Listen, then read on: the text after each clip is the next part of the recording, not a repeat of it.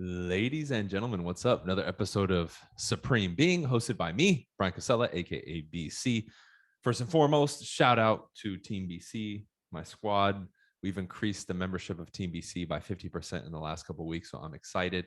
Taking over the investment world, the traditional world. If you're interested, link is in my link tree on Instagram in my bio, or you can go to jointeambc.com. Shout out to Modern Success, my coaching program. Our next live event is March 12th.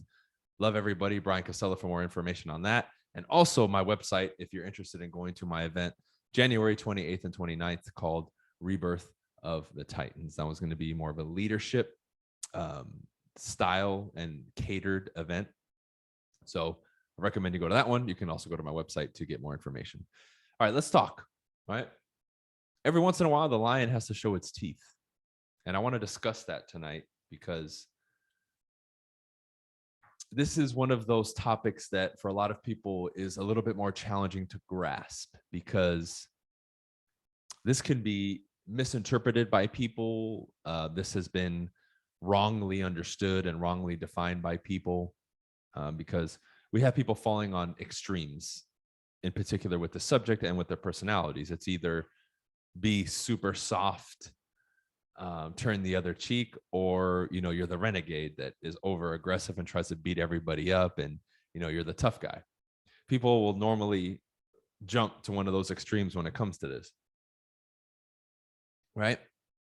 But you can actually land somewhere in the middle where you don't allow people to step all over you, but at the same time, you show your teeth from time to time the right way. And that's what we're going to discuss today. So number one, you have to understand that this is a dual dynamic. There's a polarity here. The potential of the beast is always there, right? And at the same time, there's this calm demeanor. A great example of that is a lion. A lion is majestic when it's just sitting there, when it's walking around. It's not expelling a lot of energy. You see it laying down, yawning, but you see potential power there. You see potential explosion in their movements and ferocity. It's there. Even if you've never seen a lion before and you go see one and you don't know what it's capable of, you're just in awe because it radiates power and respect, right? I mean, it's incredible if you've ever seen a lion in person, even if they're in a cage at the zoo. So as human beings, we can cultivate that. Now, we're never going to be the lion, but we can adopt some of those qualities and embody some of those qualities to where now the world responds to us in a sense as if we were a lion, to where, we don't have to go around roaring and beating our chest, but people will still approach us correctly with proper respect. Now, again, the potential is there for the lion to show its teeth and roar, and every once in a while it does. And that's going to be the focus today. So let me give you some examples and we'll jump right in. A lot of times when you're in your beginning part of your journey, right, you get a lot of opposition, whether it's local or close to you, intimate, we can say, family, friends, or, social media, distant people who don't know you, maybe somebody in public, right? You'll get some variation of both of those. And a lot of times, we're told, and rightly so, ignore the haters, don't worry about them. And that's true. However, there does come a time, whether in person or online, where somebody crosses the line and they have to be checked. Okay. Now I'm not condoning we beat up people or violence. I'm not at all. I want to make that very, very clear here. Okay. Unless you're backed into a wall where that's the only option, then I'm going to say exercise it to protect yourself. But those situations are rare for the most part, right? But there's going to be certain things that you should do that allow you to maintain your cool factor and beast factor, but you don't put yourself in a position of potentially getting in trouble or overexerting yourself. All right. So let me give you an example, personal to me first. I remember back in the day, I would get a lot of, and I still do to a certain extent, haters saying, well, you're not that good. All your stuff is fake or it's staged and blah, blah, blah. Along the lines of basically saying, people have this respect for you for being a good communicator and a good salesman, but I'm not buying it. It's bullshit. Right. And I remember getting that. And in one instance, I remember, and I did this many times, but one instance, I think I was on stage and I was discussing this topic, right? I forget the exact context of it, but it was cool because of the audience's response. And I said, Yeah, I got in that situation and something like this came out. I said, you know what? I challenge you, any of you who doubt me or hate on me or who claim that I'm fake or not that good. This is my challenge to you. And if any of you are willing to accept it, step up. This is the challenge. If I'm not good, if I'm not who I say I am, this is my challenge to you, but you have to accept it. And we go head to head. This is the challenge. I and you and I, we will exchange every lead that we have, and we will call them and we will attempt to close them. This is my challenge to you. You know why? Because every lead that I have, I know you don't have a chance, but every lead of yours that you give me, I'm going to take from you and I'm going to close them and I'm going to make money and you're going to be left with nothing. If you're so confident that I'm not who I claim I am and I don't have the skills and the power and the knowledge, then step up. This is my challenge to you, any of you. Crickets. I've made that challenge many times in person, online, throughout the years, right? I've even told people, debate me live. You pick the moderator, not a problem. We'll go head to head. But this is the stipulation. No emotions, no crying, no bitching, no complaining, just straight fact for fact. Bring it on. Again, crickets. That is how I show my teeth and roar. I step up. I don't charge them. I step up and I sit and I do this. For those of you watching the video, I point with the finger. Bring it. That's all I need to do. That's that same person that, you know, in a tense situation where it might get physical, they're looking up and smiling, saying, "Are you sure you want to do this?" To where the person hearing that is like, why would somebody say that? Only somebody who's maybe a very good fighter or extremely confident would say that. Whoa, it gets them to question themselves and shaking their boots a little bit. That's how you show your teeth, man, because that's wrapped up in cool. That's wrapped up in that movie scene material where you see that and you're like, oh man, yeah, that dude is dope. That's who I want to be when I grow up, right? You see that and there's like this admiration that comes with it. If you're watching that and witnessing it like in a movie, you're like, that's how you do it. That's smooth. That's cool. That's the right way to do it, right? That's prestige. That's nobility. You have nothing but respect for that. And you feel sorry for the other person who's challenging, right? That's how you do it. You're not looking at that or listening to that saying, that's obnoxious. That person beat those people up when he shouldn't have had to. You're not getting that, oh, they're arrogant, they're cocky vibe. You're getting that, ooh, that's cool vibe. That's what I want, right? Because everything that you do and in the way that you do it, it's going to cause some sort of effect. In particular with this, with showing your teeth. I don't mind people being a little scared of it. I really don't. Because they will be. But the same thing when you're in the presence of the lion, you're scared, but you're still in awe and you love it. You're cautious. There's fear. There's a healthy amount of fear in you, but there's still this level of magnetism towards the lion or any creature like that, right? I just say the lion because that's an example everybody pretty much knows and is very familiar with. And in the moment that that person it has that calm demeanor to them, challenging them, right? There's an aura of power to it and certainty and all these other things that you want to display that trigger the right emotions in people to get them to respond the way that you want them to respond. This is how I can handle somebody, right? Let me give you another example. I remember I've had issues more than once where somebody DMs me upset about something. And I make sure that I communicate a certain way where I'm very direct. I don't back down. I question them. But what do? This is how I roar. I screenshot the whole conversation. Because if you have a reputation and people know you, they can manipulate the masses very easily. Case in point, you have a conversation with somebody, you don't save the messages, what happens? Just like you see them do in the media. They clip things, cut it, only show part of the story. And guess what? When people come to a conclusion, even if they find out later that they were lied to, very few people will actually change their opinion on the subject. Like I remember watching videos of people saying, hey, you know, we're going to go interview people about like how the media was portraying Trump and how they would literally clip certain things and not show the whole speech on, you know, XYZ matter. And they would do, and then people would be like, oh, really? I never knew that. So then the reporter would ask, long story short, well, does that change your opinion? And they would still justify it. They would say, well, no, because blah, blah, blah. And they would bring up some other thing. Why? Because when we make a decision innately as human beings, even if we're found out to be wrong, we still want to stand by the decision for many reasons. But that's just how human beings are. So I'm not surprised that they responded that way. But going back to my example, this is the reason that I screenshot it. So what do? Before that person in this exchange where I handle them, I screenshot it before they have an opportunity to say anything or complain or potentially try to drag my name in mud.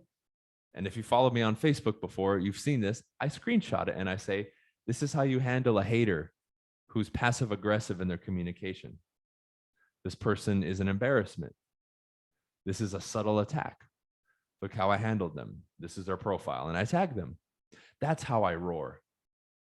And those are the posts that get 1 million likes, reactions, comments. Oh man, good job. That's a hater. And a ton of shares. And in many cases, those people like deactivate their accounts. Now, again, I'm not trashing them. They crossed the line with me and disrespected me. But this is chess, not checkers. I schooled their ass. And rightly so. Because again, I'm a strategist. I'm 10 steps ahead of these people. That's how you show your teeth and you roar. Why? Anybody looking at that, especially if they don't like you or they're a hater, is quivering in their boots saying, dang, if I do go after this guy, man, I need to come correct because he's smart and he says something and he fights back. And he fights back in an intelligent way. You see, this isn't just brute force now in the beast. This is an intelligent brute force and beast that's being harnessed properly. Now, every time they see you lurking, walking around, they know that there's potential there for themselves, that hater or doubter, to be destroyed. So they either steer clear of you or they look for another prey because they say, I can't mess with this guy. And that's what you want. That makes you bulletproof against haters. Now, are you still going to get it? Of course, but they're going to come at you much differently. They're going to hate on you and doubt you with like an air of respect behind it. Right? Kind of like if an animal walks up to like a lion and tries to beat its chest, the moment the lion looks, it freezes. And then if the lion takes one step forward, they run away. But it ran up to him and barked and tried to act tough. But the moment the lion even put their attention on that animal, boom, it ran away, or the retreat already began. The retreat already began. And this is the stuff that I'm fascinated with, man, because I can draw so many parallels to nature and that code with us. Because that underlying unconscious code, like that same code that tells a lion, a baby lion, to start roaring, or the bird to build a nest, we have elements in our DNA that are the same. Not everything, but a good chunk of things. So if you are going to show your teeth or roar, it's not always going to be pretty. There's going to be times where, you have to defend yourself or something. Hey, it's not going to be pretty no matter what. But there's going to be many times that if you put your thinking cap on or tinfoil hat, whichever you prefer, right? You can do this and pass with bright and shining colors. Because if I'm going to do something, I want to maximize that situation. And in the case that I do have to show my teeth or roar, I would much rather do it and get all these additional bonuses than just do it and handle the situation, if you get what I'm saying. This is how you start unlocking higher levels of life, right? And I've done this in the past. I haven't had to do it recently because a couple of times that I've done it, like in the 2 examples that I gave you, it got people to back off. Right? And there's also the time that the lion sees a bunch of birds chirping or hyenas screaming and it doesn't even pay attention to them because they're not worthy of its attention, which is going to be times where you do that too.